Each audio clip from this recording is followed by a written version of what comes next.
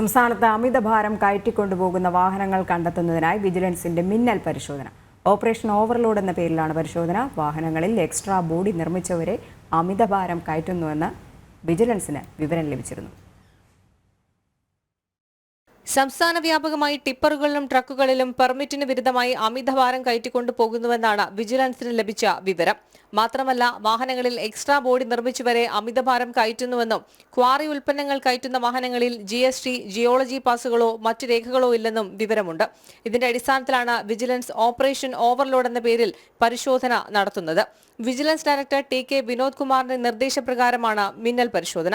വിവിധ ജില്ലകളിലെ 74 കേന്ദ്രങ്ങളിലാണ് നിലവിൽ പരിശോധന തുടരുന്നത്. തിരുവനന്തപുരത്ത് 8 കേന്ദ്രങ്ങളിലാണ് പരിശോധന.